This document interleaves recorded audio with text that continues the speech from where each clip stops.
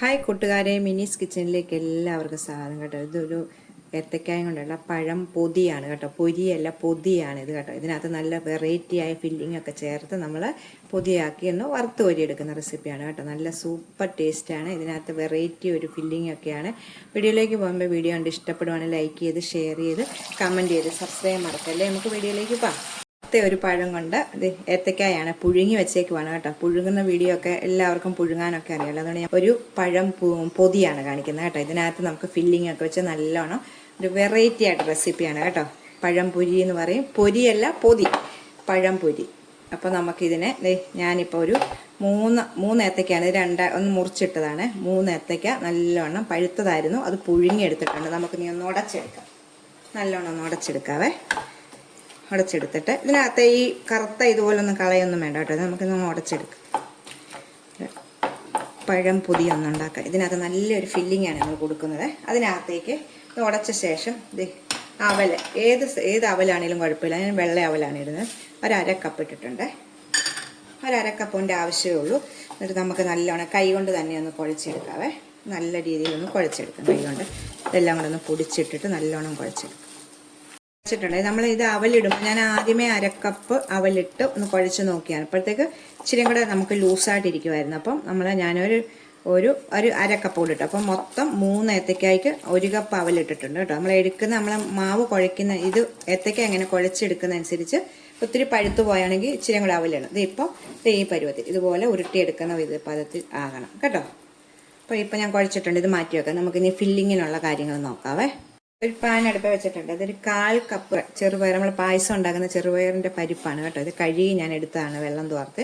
നമുക്ക് പാനിലേക്ക് ഇട്ടിട്ടൊന്ന് വറുത്തെടുക്കാവേ.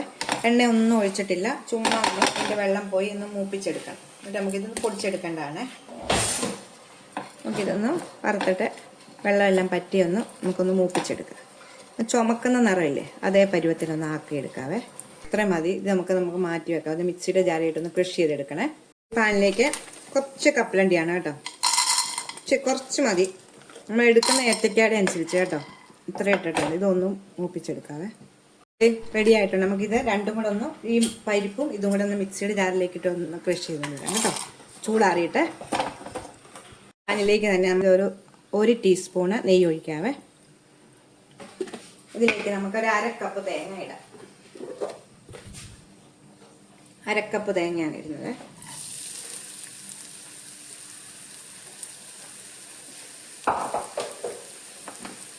നെയ്ക്കകത്തൊന്ന് മൂപ്പിച്ചെടുക്കാം. ഒത്തിരി മൂക്കണ്ട. നെയ്ക്കകത്തൊന്ന് വെള്ളം ഒന്ന് പറ്റിച്ച് ചൂടാക്കി എടുക്കാം.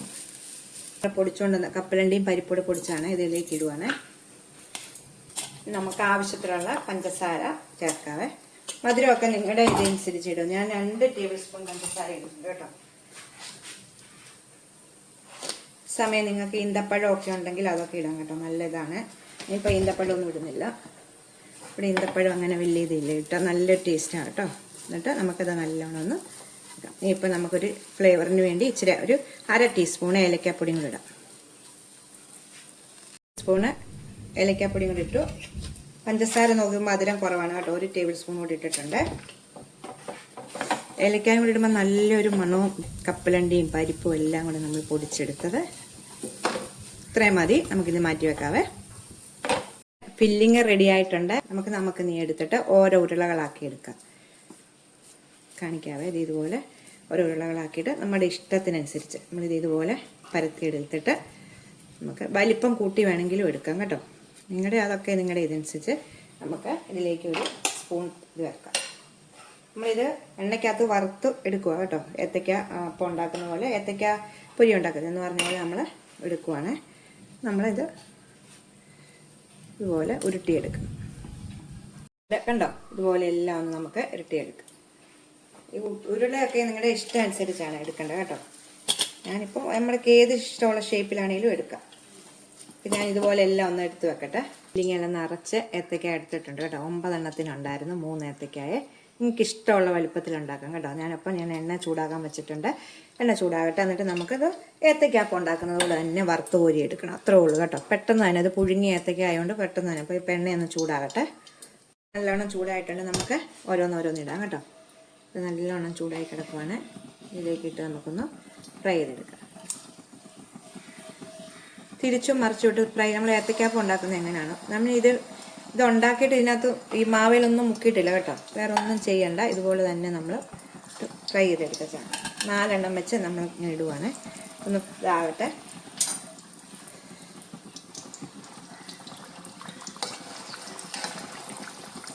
പെട്ടെന്ന് തന്നെ എടുക്കണം കേട്ടോ, പുഴുങ്ങിയ ഏത്തക്കായാണ്, അതുകൊണ്ട് പെട്ടെന്ന് തന്നെ ആവും കേട്ടോ.